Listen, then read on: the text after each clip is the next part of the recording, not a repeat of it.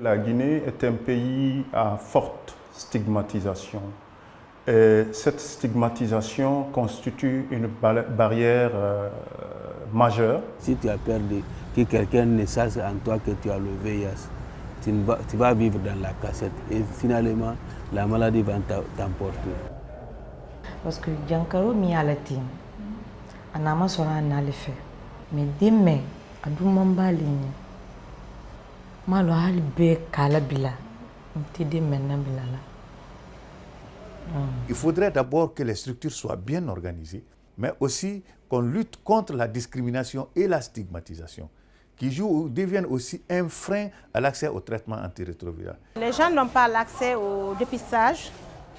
Les gens viennent à l'hôpital au stade avancé, donc ils ne font pas le test de dépistage à temps. On fait beaucoup plus de dépistage diagnostique en Guinée, c'est-à-dire que quand les gens arrivent dans les structures de santé et sont malades, on leur propose des tests de dépistage. Par contre, le nombre de dépistages volontaires est très très faible. Avec le dépistage communautaire qu'on réalise dans la communauté, on arrive toujours à détecter des personnes qui sont encore là, qui n'ont jamais eu le courage de faire leur test de dépistage, pourtant qui sont positifs. On a beaucoup médicalisé la prise en charge du VIH en Guinée. Donc presque la quasi-totalité de la prise en charge se passe dans les structures de soins. Il n'y a pas grand-chose au niveau communautaire. Tout est concentré en ville. Il y a des patients qui quittent par exemple de Sigiri, de Yomou pour venir se traiter à Conakry. Les malades sont obligés de parcourir de longues distances pour trouver un service de santé qui a la disponibilité des ARV qui peut assurer le suivi biologique.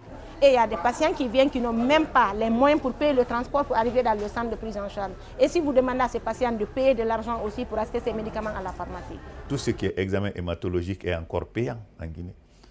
En dehors de ça, tout ce qui est examen biochimique est encore payant. Les frais d'hospitalisation sont payants pour les personnes vivant avec le VIH. L'accès aux intrants, qu'ils soient du labo ou aux pharmacies, ça reste un problème. Rien n'est plus difficile pour un prestataire quand il commence un traitement et que le patient, un jour, trouve qu'il y a une rupture de médicaments. Ça, c'est un défi qu'il faut essayer de résoudre. Les infirmiers et les ATS qui sont dans ces structures de santé doivent être formés et faire une délégation de tâches leur permettant de prescrire des antirétroviraux. Il faut mettre en place une bonne politique de sensibilisation. Là où il y a la télé, il faut utiliser la télé.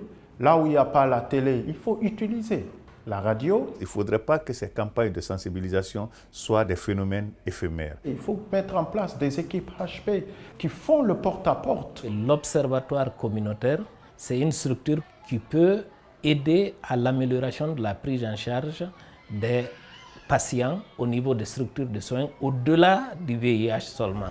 Et nous, on ne demande pas grand chose. Tout ce qu'on demande, c'est la prise en charge de qualité.